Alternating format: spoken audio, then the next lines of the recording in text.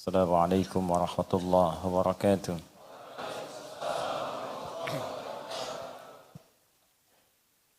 Alhamdulillahi rabbil alamin. Alladhi aqsama fi Qur'anihi al-karim biqawlihi wal fajr wa layalin 'ashr. Thumma faddala wal fajri biqawlihi wa Qur'an al-fajr. Inna Qur'an al-fajri kana mashhuda. Wassalatu wassalamu ala rasulillahi alladhi arsalahu rabbuna rahmatan lil alamin. Wa faddala alaina layaliya wa nahara min ashri dhul-hijjah.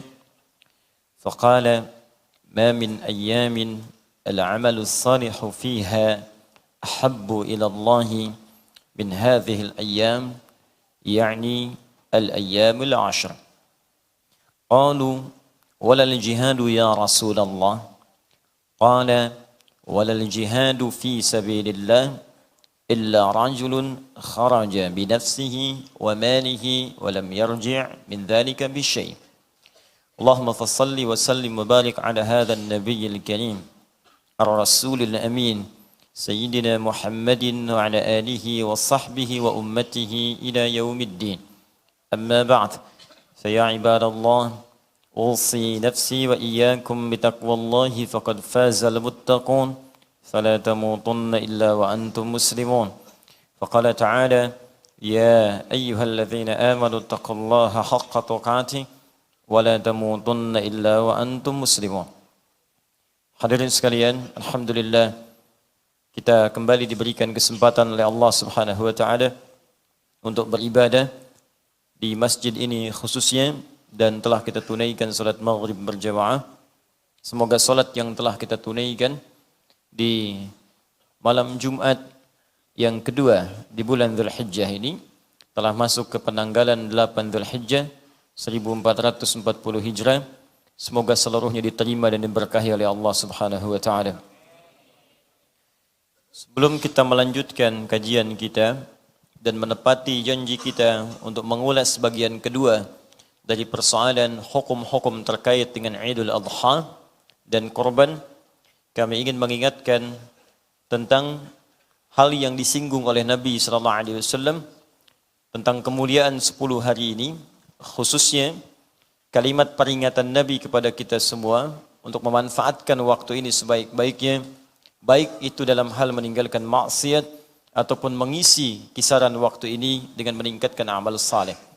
Kita akan buka dengan hadis yang diriwayatkan oleh Imam Muslim rahimahullah dalam kitabnya Sahih Muslim nomor hadis 1679. Juga sebelumnya disampaikan oleh Imam Al-Bukhari rahimahullah, hadis yang tersampai pada sahabat Abu Bakrah radhiyallahu taala anhu ini disebutkan oleh Imam Al-Bukhari dalam kitabnya Sahih Al-Bukhari nomor hadis 4604 dalam kitab Al-Maghazi. Disampaikan dari Nabi sallallahu alaihi wasallam, qala bima ma'na inna az-zamana qad istadara ka hay'atihi yawma khalaqallahu as-samawati wal arda minha arba'atun hurum thalathun mutawaliyatun dzul qa'dah wa dzul hijjah wal muharram wa rajab mudhar ma baina jumada wa sya'ban. Nabi menyampaikan sungguh perputaran waktu itu akan terus berputar sebagaimana Allah telah menetapkan keadaannya. Inna zamana qad istadara ka hayati. Di waktu itu akan Allah berikan kesempatannya selama sehari terus berputar seperti itu saja. 24 jam. Tidak ada yang berubah dari segi waktunya. Setiap hari Allah kasih kesempatan. Makanya kalau antum lihat jarum jam dimanapun itu berputarnya begitu aja, kan nggak ada angkanya yang berubah. Ya, dari paling atas 12, 1, 2, 3 sisi paling kanannya, kemudian sampai ke 6 paling bawah, 9 ke kirinya, ke atas lagi 12. Kan di situ-situ saja. Tidak ada jarum jamnya berputar arah sebaliknya atau melewati bulatannya. Gitu aja tiap hari. Apa yang kemudian menjadikan nilai kita berubah, nilainya di sisi Allah Subhanahu wa taala, isyarat nabinya, perbuatan kita yang mengisi waktu itu. Kalau waktu kan tiap hari begitu-begitu saja. Ya, kalau selesai malam, muncul siang. Selesai siang, muncul malam. Bergantian saja. Inna fi khalqis samawati wal ardh wa ikhtilafil laili wan nahar. Jadi siang malam gantian saja. Siang selesai, malam tiba. Malam tuntas, siang muncul. Selesai. Perbedaannya adalah apakah itu menjadi tanda bagi kita untuk mendekatkan diri kepada Allah. Cara mendekatkan diri kepada Allah tandanya disebut dengan ayat. Cara mendekatkan diri pada tempat tandanya disebut dengan alamat. Karena itu kalau Anda ingin mendekat kepada sebuah tempat atau suatu tempat, Anda bertanya di mana alamatnya. Dan Anda tidak akan bertanya di mana ayatnya. Saya mau pergi ke Masjid Al-Ihsan, bisakah tunjukkan kepada saya di mana ayatnya? Orang akan bingung. Anda ini mau cari dalil apa cari masjid? Ya, Anda akan tanyakan di mana alamatnya. Lalu disampaikanlah. Alamatnya sekian, silahkan ditempuh. Anda akses, tanyakan pada Ustadz Google atau Ustazah Wazir. Ya, lalu ditunjukkan kepada Anda, begini cara mengikutinya sampai ke tujuan. Itu alamat namanya. Tapi kalau ayat, tanda yang mendekatkan seseorang dengan Allah Subhanahu wa taala, Rabbul Alamin, Khalik, pencipta semua makhluk. Disebut dengan ayat. Karena itu semua hal yang tersebut dengan ayat akan mendekatkan kita dengan Allah. Al-Quran isinya disebut dengan ayat. Karena setiap kita baca Al-Quran, keadaan kita lebih dekat dengan Allah. Karena itu Allah firmankan dalam Al-Quran surah ke-8 Al-Anfal ayat yang kedua. Innamal mu'minuna alladzina idza dzukirallahu wajilat qulubuhum wa idza tuliyat alaihim ayatuhu zadathum imana wa ala rabbihim yatawakkalun. Sungguh orang beriman itu, tanda pertamanya, kalau disebutkan nama Allah, ada getaran dalam jiwanya. Ada sinyal, ada ketersambungan. Begitu disebutkan nama Allah, Allah terdengar oleh telinganya, sampai ke jiwa, ada getaran tuh. Ada sensasi yang berbeda ke dalam hati kita. Nah, itu namanya iman. Ya, getaran di hati itu iman. Jadi kalau disebutkan nama Allah, nggak ada sebuah getaran dalam jiwa kita. Tidak ada respon dalam hati kita, itu tandanya imannya sedang bermasalah. Karena itu setiap hari Allah menguji kita 5 kali dalam sehari untuk mengecek iman itu masih ada enggak. Diperdengarkan lewat suara adzan. Ya, subuh, Allahu Akbar, Allahu Akbar. Begitu terdengar, hati kita akan berkata, sudah adzan nih. Nah, itu tandanya masih ada iman dalam jiwa. Zuhur juga demikian. Karena nanti ada begini, subuh beriman, zuhur mungkar. Ada yang subuh beriman, zuhurnya kafir. Ada yang subuhnya beriman, sorenya berubah. Ada yang sore beriman, subuhnya pindah. Makanya tiap hari jaga. Dan jaga itu konsisten. Dari subuh ke siang, ada enggak? Nanti siang ke sore, kuat enggak? Kalau sudah ada, kuat enggak? Naik level. Naik enggak? Ya. Makanya kalimat Qur'annya itu, naik. Liyazdadu imana ma'a imanihim. Supaya terus nambah imannya, naik. Diuji dengan amal saleh. Quran surah ke-48 ayat ke-4. Ya. Baik, kemudian sampai dengan ke Isya, sebelum tidur pastikan sebelum tidur ada iman enggak? Khawatirnya wafat iman enggak ada gitu. Ya, ada iman enggak? Tanya dulu. Makanya sebelum kita tidur kan Asya itu masih hidup, harokatnya di atas. Asya hidup. Ya, sifatnya disebut Aish. Ana ishtul an fid dunya, saya masih hidup di dunia. Pencarian bekal hidup disebut ma'isyah. Saya mau cari ma'isyah supaya kehidupan saya bisa ditopang. Kehidupannya disebut dengan Aish. Sifatnya. Gambarannya, nilainya disebut dengan Asya, atas ain, ada harakat fathah di atas. Kalau harakat diturunkan ke bawah, jadi kasrah, khafad, turunkan, rendahkan ke bawah, khafad, pecah, tuntas, selesai. Isya, waktu berakhir semua aktivitas. Makanya ketika tanda Isya, Allahu Akbar, diperingatkan kita. Ini ingat dengan kalimat ini, bukan nama belaka. Ada makna di bawahnya. Ada makna di balik itu semua. Awas, begitu muncul Isya, diberi tanda.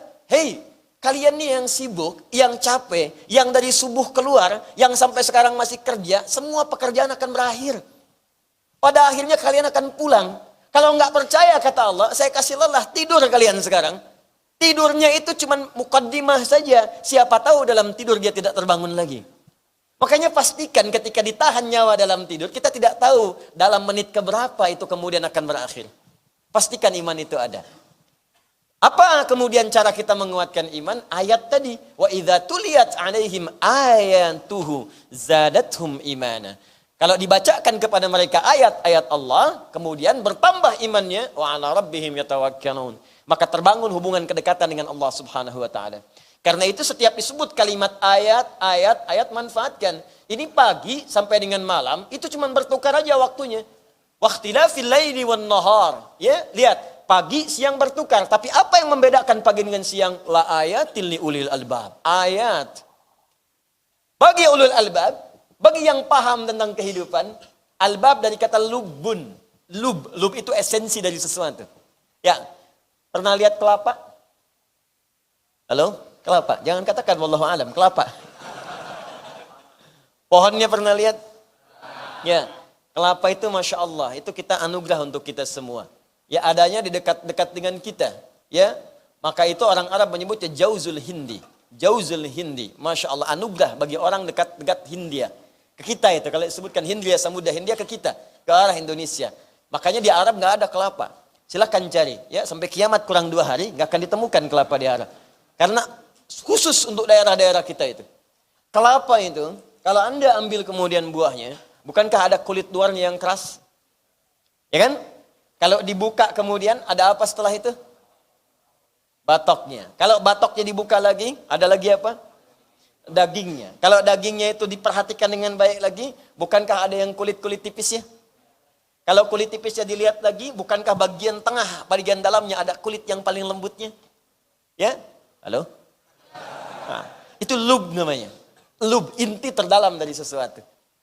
Nah, sekarang kita hidup ini, maaf ya, kalau kita cuma hidup di sini, numpang hidup cuma berangkat, pulang. Itu cuma kulit luar kelapa. Kulit luar kelapa. Kalau cuma makan dagingnya, itu cuma dunia. Kalau kita paham esensi kehidupan, kata Allah, ulul albab, orang yang paham esensi, yang paling enak dari kelapa itu bagian dalamnya. Dia ngerti kalau ngambil kelapa, yang enaknya yang diambil. Apa bagian dalam itu? Bagi orang beriman, ulul albab, semua isi kehidupan pagi sampai dengan malam, persiapan bekal menuju pada Allah Subhanahu wa Ta'ala. Jangan sampai ada satu detik hilang, nggak ada nilai di sisi Allah. Ulul albab itu dia akan renungkan pagi, bagaimana caranya saya punya nilai ibadah di sisi Allah. Baru bangun tidur, udah dapat poin. Makanya kita diajarkan setiap detik dan aktivitas, itu ada polanya, ada kuncinya, ada doanya. Saya sering katakan, cuman di Islam, setiap bangun, bahkan setiap beraktivitas, ada doanya. Bangun tidur, ada doa. Silahkan Anda cek, makan ada doa, minum ada doa. Urusan ke masjid, doa. Keluar masjid, doanya beda. Masuk toilet, doa. Keluar toilet, doanya beda. Silahkan cek. Pakai pakaian, ada doa. Bekerja, ada doa. Lahir, didoakan. Mau meninggal pun masih ada doa juga. Coba Anda bayangkan. Kebayang. Semua aktivitas kita itu ada petunjuknya. Doa itu bukan hanya sekedar permintaan, tapi menjadikan apa yang kita kerjakan punya poin akhirat. Itu yang disebut dengan ibadah. Makanya kalau nggak hafal doanya, cukup katakan bismillah di situ. Kullu amrin dzibalin la yubda'u fihi bi bismillahirrahmanirrahim fahuwa abdal au aqta. Setiap perbuatan baik yang dikerjakan tanpa menyebut nama Allah, bismillahirrahmanirrahim. Paling singkat bismillah. Maka terputus nilai pahalanya. Nggak ada poin. Maka ulul albab itu akan mengejar poinnya. Ngambil tisu misalnya, saya nggak tahu doa ngambil tisu, bismillah, ambil. Ada poinnya. Jadi sesuatu yang digunakan dengan menyebut nama Allah punya poin. Mau baca kitab, baca buku, bismillahirrahmanirrahim, baca. Terima telepon, bismillahirrahmanirrahim, assalamualaikum. Ketik SMS, bismillahirrahmanirrahim, ketikan. Ya, itu ada poinnya. Dan orang yang mengucapkan kalimat Allah akan dijaga dari perbuatan maksiat. Makanya hampir nggak pernah ada orang bermaksiat pakai bismillah. Woi, korupsi yuk, ini hanya tangan-tangan. Takut dosa saya, pakai bismillah aja. Bismillahirrahmanirrahim. Nggak ada. Orang minum minuman keras, nggak ada yang pakai bismillah. Buat ngurangin dosa dikit, biar gak gede banget, pakai baju bismillah aja. Nggak ada. Jadi satu, kita terjaga dari maksiat. Yang kedua, punya poin akhirat. Itu yang dimaksudkan ulul albab. Kalau cuma nyari luarnya, monyet juga bisa. Dan paling pandai bawa buah kelapa. Coba lihat, kalau mau nangkep kelapa, jangankan nangkep, naik ke atas pohon monyet bisa. Naik ke atas pohon, ambil kelapanya, turun sampai bawah, dibawa-bawa kemudian, utak-atik, ambil. Jadi kalau cuma nangkep luarnya aja, monyet bisa. Jadi kalau ada orang hidup dari pagi sampai dengan malam, cuma nyali kulit luar dunia, itu sama dengan apa? Sama dengan gak paham unsur kehidupan. Saya gak bilang monyet. Dia gak paham hidup. Kalau cuman begitu, binatang juga mampu, mesti ada beda di situ. Makanya kata Nabi, ayo cepat evaluasi diri kita. Setiap waktu mesti punya nilai. Ayo bangun tidur punya nilai. Waktu bangun ada nilainya enggak? Waktu beraktivitas punya nilai enggak? Sampai mau tidur pastikan kita punya nilai di sisi Allah Subhanahu wa taala. Nah, ada nilai itu kadang-kadang kan sama ya. Kalau dalam ujian kan nilai-nilai kadang nilainya beda-beda tuh kadarnya. Yang ini poinnya 10, yang ini poin 20. Pertanyaan khusus poinnya langsung 80. Makanya kami saat ujian di Timur Tengah, itu teman-teman soalnya cuma 3. Tapi satu itu tulisan jawaban bisa 3 lembar. Ya, tapi dikasih poin. Mau ngejar poin berapa? Paling tinggi 100. Dari 3 itu, nomor 1 poinnya 50. Nomor 2 cuma 30. Nomor 3 50 lagi. Kalau jawab nomor 1, silahkan dapat poin 50. Cuman jawabannya 3 lembar. Nomor 2 dijawab, silahkan dapat poin 30. Jawabannya cuma setengah halaman. Poin 3, tinggi juga, 50 juga, kadang-kadang kasih 60 atau 70. Cuman ketika dijawab 5 lembar. Kan? Anda mau pilih yang mana? Ada orang, yang penting dapat poin lah, nggak apa-apa 30 juga setengah halaman jawab. Yang penting dapat poin. Ada orang ngukur, saya pengen 100. Nggak apa-apa, 50 dulu supaya aman, masih ada waktu, kejar yang 70. Kalau nggak nyampe 70, nyangkutnya jelas. 60, 50, 30. Dapat poin 100-nya agak cepat. Kalau nggak nyampe 70, ya udahlah, sini 50, sini 40, 90. Tapi kalau saya kejar 30, waktu habis, nyangkutnya nggak jelas. Sama dengan dunia juga begitu. Dari setiap perjalanan kita itu, ada yang poinnya digandakan oleh Allah Subhanahu wa taala. Muncul bulan 9, disebut dengan Ramadan. Begitu sampai Ramadan, poin naik. Amalan berganda. Dirugi kalau orang nggak beramal di bulan Ramadan.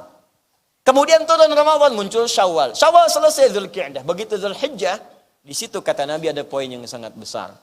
Poinnya sangat luar biasa. Seperti saya sampaikan di pertemuan lalu, orang-orang yang memberikan nilai-nilai kehidupan penting di sini dan punya nilai di sisi Allah, nilainya langsung digandakan. Kalau berbuat baik senilai dengan jihad fi sabilillah. Baca Al-Quran setara dengan jihad. Biasanya baca Al-Quran satu hurufnya 10. Man qara'a harfan min kitabillahi, At-Tirmidzi nomor hadis 2910. Siapa yang membaca satu huruf saja dari kitabullah falahu asyru hasanat, dia mendapatkan setiap hurufnya 10 kebaikan. Baca Anda Qaf 10. Baca di Ramadan Qaf kali 10 lagi 100. Tapi baca di bulan Dzulhijjah dan waktunya hanya 1 sampai 10 Dzulhijjah saja. 1 sampai 10. Pahalanya bukan 10 lagi, pahalanya bukan 100 lagi, pahalanya begitu dibaca Qaf jihad fi sabilillah. Sudah enggak ada ukuran. Enggak ada ukuran. Saya sering katakan kalau yang sampaikan ada hidayat, Anda bisa abaikan. Tapi kalau Nabi yang sampaikan dan status hadisnya sahih di kitab urutan nomor pertama, Sahih Al-Bukhari. Nomor 1. Dan ditegaskan di Sahih Muslim, urutan nomor 2. Dua-duanya thiqah. Jadi kalau Al-Bukhari dan Muslim sepakat, nomor 1. Setelah itu Al-Bukhari saja, man farada bihil Bukhari. Setelah itu man farada bihim Muslim, Imam Muslim saja. Baru syarat Bukhari Muslim, syarat Bukhari, syarat Muslim. Setelahnya yang dibawahnya. Urutan ilmu hadis disebut dengan tabaqat namanya. Ini Al-Bukhari dengan Muslim sepakat. Terus Al-Bukhari meriwayatkan sendiri, Muslim meriwayatkan sendiri. Itu kuat statusnya. Hadisnya langsung dari Nabi. Anda bayangkan. Kalau kita isi Allahu Akbar, tinggal 2 hari lagi. Perbanyak bacaan Al-Quran. Kalau bisa bismillah semampu kita untuk menghatamkan. Ada yang menghafalkan alhamdulillah. Ada infak, kita berjuang bisa infak. Walaupun cuma 100 rupiah, 200 rupiah. Jihad, kapan lagi? Jihad. Masya Allah. Yang paling indah kan bertobat pada saat itu. Begitu tobat diampuni dosa. Terus beramal, wafat. Indah. Tobat. Pas ada kotak infak lewat dimasukin. Meninggal. Gitu ya. Sampai mana tadi kotak infak tuh? Wafat. Jihad statusnya. Syahid. Allahu a'lam bis-shawab. Kita akan lihat bagaimana pahala yang di sisi Allah Subhanahu wa taala saat kita berpulang kepada Allah Subhanahu wa taala. Karena itu kita bahas ilmunya. Hari ini insyaallah kita akan teruskan pembahasan hukum-hukum yang terkait dengan Idul Adha, khususnya 10 hari pertama di bulan Dzulhijjah. Lalu kita masuk penutupnya ke persiapan ibadah kurban dan ibadah Idul Adha di tanggal 10 Dzulhijjah. Saya hari ini membawa kitab hadis Sahih Muslim, pembahasan tentang Idul Adha, Kitabul Adhahi, dengan saya kitabnya sekarang. Kemudian ini rangkuman dari beberapa kitab yang saya rangkum, jadi buku saku yang mudah untuk dibaca, yang ini. Ini saya nanti bahas, ini mungkin belum dicetak lagi tahun ini. Nanti kalau ada rezeki saya cetak, mudah-mudahan bisa dibagikan nanti atau diperoleh dengan cara yang lain insyaallah. Kita bahas insyaallah malam ini. Ini yang akan kita bahas pada malam hari ini. Setelah itu nanti kalau ada hal yang ingin ditanyakan kita coba berikan waktu kalau masih tersisa dan kita berikan beberapa pengumuman sebagai penutup dari ta'lim kita insyaallah. Pembahasan pertama makna Idul Adha. Makna Idul Adha. Kalau yang 10 hari amal soleh sudah saya terangkan di banyak tempat, banyak kesempatan, Anda tinggal simak kembali. Nanti dari pembahasan makna Idul Adha ini kita akan tarik ke belakang. Ya, nanti akan ada turunannya tentang korbannya, tentang amalan lainnya, kalau tak mampu berkorban apa yang harus dilakukan dan seterusnya. Bismillah. Kalau tak nampak sebelah sana disesuaikan saja, insyaallah. Nanti saya bacakan. Yang sini kelihatan? Belum saya tulis. Saya tulis itu baru kelihatan. Luar biasa. Anda nggak ada beda sama sana, ya. Sini nggak nampak, sini belum ditulis, udah nampak. Kalau iman kuat itu kadang-kadang memang, ya, memang aneh sebagian orang. Idul Adha. Saya besarkan ya, supaya tidak ada yang komplain. Baik. Ibu kelihatan Bu di bawah? Kelihatan. Ya baik ya. Alhamdulillah. Alhamdulillah. Baik, bismillah. Saya padukan khat nasakh dengan khat thuluth. Ya. Ada khat, nanti ragamnya macam-macam. Nanti misalnya ada yang ini dekat ke arah ininya diwani, ininya nasakh, ininya thuluth. Ya, kalau nanti ada yang begini misalnya, ya, gini. Ini yang begini disebut rok'ah. Rok'ah. Nanti ada farisi, ada thulusi, ada saka. Saka itu yang terbaru. Ya, saka hoyong. Jadi, bebas tulisannya. Baik, yuk kita mulai. Apa artinya Id? Apa artinya Adha? Ini satu. Kemudian ini yang kedua. Saya ingin setiap apa yang disebutkan berupa istilah dalam syariat. Ingat, ada istilah syariat, ada nama dalam bahasa itu berbeda. Semua bahasa syariat, istilah syariat itu punya makna. Bukan bahasa Arab biasa, ingat. Takwa misalnya. Itu bukan bahasa Arab biasa, itu bahasa syariat. Takwa, salat, zakat. Karena itu setiap nama dalam syariat kita mesti paham apa maksudnya. Artinya apa? Termasuk nama-nama salat, hati-hati. Bukan sekedar waktu. Fajar, zuhur, asar, maghrib, isya. Itu ada maknanya. Ada hikmahnya. Karena itu ketika Nabi diutus sekaligus menerangkan hikmahnya. Dari sejak doa Nabi Ibrahim alaihissalam dengan doa Nabi Ismail alaihissalam. Di Quran surah kedua ayat 129. Rabbana wab'ats fihim rasulam minhum yatslu alaihim ayatika wa yu'allimuhumul kitaba wal hikmah. Hikmahnya ada. Dijawab oleh Allah di ayat 151-nya. Kama arsalna fikum rasulam minkum yatslu alaikum ayatina wa yuzakkikum wa yuallimukumul kitaba wal hikmah. Ada hikmahnya, ada maknanya. Nah, sekarang apa maknanya Id? Apa maknanya Adha? Dari sini baru kita tarik kepada amalan-amalan syariat dan paham kita. Ini puncaknya. Kenapa disebut puncak sampai-sampai Allah bersumpah dengan keistimewaan di puncak ini yang ditarik ke amalan 9 hari sebelumnya. 9 hari plus 1 malam. Jadi 9 hari 10 malam. 9-nya, ingat hati-hati, 9-nya tis'ah. Baik-baik. Malamnya lailun, jamaknya layali, 10 ashrun.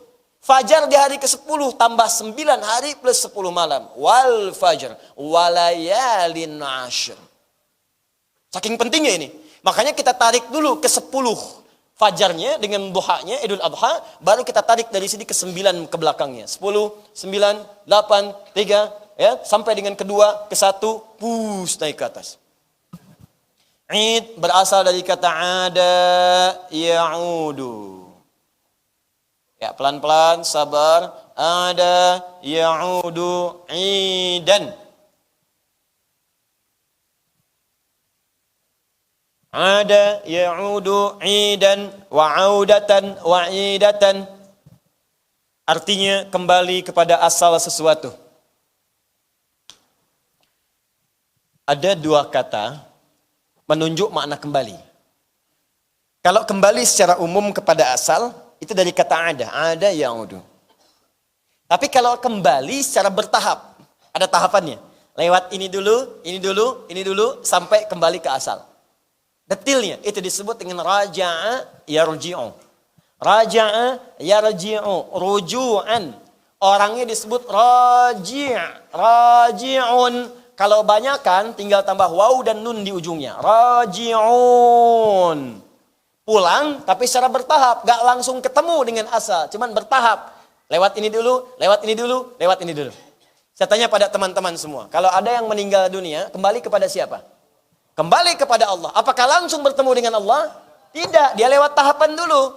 Ya kan? Meninggal. Setelah itu apa yang terjadi setelah meninggal? Setelah ditaklimkan, kemudian meninggal dunia, dimandikan, setelah itu dikafani, setelah itu disolatkan, dikuburkan kan? Lewat barzakh dulu, barzakh baru naik sampai di hari kiamat ketemu Allah. Karena dia punya tahapan tidak langsung bertemu dengan Allah. Dia bertahap dulu, maka dikatakanlah saat kepulangannya, inna lillahi wa inna ilaihi raji'un. Bukan aidun, raji'un. Itu yang disebut di Al-Quran, surah kedua Al-Baqarah, ayat ke-156, paling kiri sebelah atas. Alladzina idza asabathum musibah, qalu inna lillahi wa inna ilaihi raji'un. Karena itu, Allah menurunkan keterangan di Al-Quran. Nanti saat kamu akan pulang, begini tahapannya kata Allah. Mulai akan meninggalnya disebutkan. Kalau tahapannya pengen enak saat meninggal, begini caranya. Turunkan Quran surah 89, ayat 27 sampai dengan ayat 30. Ini meninggal paling enak, saking tenangnya, gak kerasa pulangnya. Sampai saat pulang ditampakkan surganya oleh Allah. Baru sakarat nih mau meninggal, amalannya ditampakkan, sampai pintu gerbang surganya tampakkan. Lihat kalimat Qurannya. Ya ayyatuhan nafsul mutmain, irji'i ila rabbiki radiyatan fadkhuli fi wadkhuli. Muncul kalimatnya. Kata Allah, hei jiwa yang sangat tenang. Masya Allah, mau pulang, tenang banget. Enak. Mbah Mun kemarin tuh, mau pulang, cium Hajar Aswad dulu. Dan mau tahajud malamnya tuh. Mau tahajud, tenang. Ya. Al-Ustaz Arifin Ilham, mau pulang sampai nulis dulu. Liqa Allah. Lagi siap-siap nih, pengen jumpa dengan Allah. Saking tenangnya gitu. Ada orang-orang baru disebutin aja, udah gelisah. Nanti wafat nih. Tapi orang-orang ini tenang sekali. Bahkan saking tenangnya, gak kerasa pulang. Kata Allah, hei jiwa yang lagi tenang, tenang banget mau pulang. Ayo cepat pulang. Ayo menghadap kepada Rabbmu. Aku ridha dengan amalmu, engkau pun akan ridha dengan pemberianku. Masuk dalam golongan hamba aku sudah siapkan surga untukmu. Ditampakkan amalnya. Tampakkan amalannya. Makanya banyak orang-orang tuh yang gembira, sekaligus kadang-kadang ngigau. Kenapa nggak lebih banyak lagi ya Allah? Kenapa nggak lebih panjang lagi ya Allah? Ya Allah, kenapa bukan yang baru? Terjadi di zaman Nabi. Ternyata begitu ditampakkan, dia pernah saat ke masjid, dia jalan kaki. Begitu akan wafat, ditampakkan pahalanya. Ya Allah, kenapa nggak lebih panjang lagi sehingga pahalanya makin banyak lagi? Surganya makin enak ya Allah. Pernah di jalan musim dingin, ada orang kedinginan, dibuka baju bagian luarnya yang lama, yang baru dia pakai. Begitu ditampakkan pahalanya, ya Allah, kenapa bukan yang baru ya Allah? Dan banyak mujahid fisabilillah pengen balik lagi ke dunia untuk berjihad lagi, supaya mendapatkan pahala lagi. Kita ada di mana? Di mana gitu? Itu nikmat. Ada orang-orang yang kadang-kadang, ya Allah, kapan saya pulang? Saking tenang dan siapnya. Tapi banyak sementara orang mengatakan, ya Allah kalau bisa jangan dulu pulang. Itu raji'un. Ini gambaran yang tenang. Kalau mau susah, kata Allah turunkan lagi. Kalau kamu kerjakan ini susah. Maka turun Quran surah ke-8 ayat ke-50 itu. Dipukulin malaikat tuh. Apa yang menyebabkan dia begitu? Disebutkan nih kalau kamu kerjakan ini, kamu akan begini. Kamu dusta, kamu zalim, kamu mabuk, kamu zina. Nanti kalau kamu mau tahu cara pulangnya, kamu akan begini. Tapi kalau kamu sholat, kamu zakat, kamu puasa, kamu baca Quran, pulangnya begini. Kalau nggak percaya, silakan kata Allah kerjakan. Tapi saat terjadi itu, tidak akan lagi yang bisa menolong kalian. Makanya ketika itu ada, siapkan teman-teman. Antum, kita, saya, anda, kita. Sekarang di fase mana? Kalau di fase dunia, berarti akan pulang. Siapkan untuk persiapan pulang. Nanti ke alam kubur, dia dijelaskan lagi. Turun Quran misalnya, surah ketiga Ali Imran, ayat 169 sampai dengan 172. Ini nih tipe alam kubur yang bagus. Antum mau tipe berapa? 36, 72? Yang berapa meter? Yang terangnya sebagaimana? Yang nikmatnya seperti apa? Ada semuanya. Yang gelap juga ada. Nggak usah nunggu mati lampu, kasihan pohon sengon. sumpahnya. Jelas ya? Itu id namanya. Yang tadi raji'un, tahapan sampai pulang. Sampai ke hari kiamatnya ada. Sampai ke surganya ada semua, itu raji'un. Kalau umum kalimatnya pasti pulang, maka sudah kembalikan ke asal kalimat ada ya'udu idan. Makanya hari kiamat disebut yaumul mi'ad. Ya? Ibnul Qayyim al-Jauziyah mengarang sebuah kitab bekal pulang, namanya Zadul Ma'ad. Bekal untuk persiapan kita pulang kepada Allah Subhanahu wa taala. Dan janji Allah kita pasti pulang. Maka turun Quran surah ketiga Al-Imran ayat 9. Innallaha la yukhliful mi'ad. Allah tidak mungkin mengingkari janji. Apa janji terbesarnya? Setiap kita pasti pulang. Makanya setiap manusia, janji Allah pasti wafat. Setiap manusia pasti wafat. Kullu nafsin dha'iqatul. Dan Allah berjanji ketika Anda pulang ada hisab yang sesuai dengan amalan kita. Jadi kalau disebutkan ada ya'udu idan, id itu keadaan sifatnya. Artinya kembali kepada asal mula. Di setiap ada kata id itu kembali ke asal mula. Ya, kembali ke asal mula. Dan tingkat yang paling tinggi asal mula kita adalah kembali kepada Allah Subhanahu wa taala, ya. Tapi ini kata dasarnya, makna dasarnya ini, setiap kembali ke asal mula, maka keadaannya, sifatnya, nilainya disebut dengan id namanya. Jelas sampai sini? Baik. Adha. Adha. Apa itu adha? Yuk kita turunkan kalimatnya sebelum kita sambungkan. Id kalimat pertama, adha kalimat yang kedua. Ini satu, ini dua. Adha berasal dari kata doha yadha. Ya, doha yadha.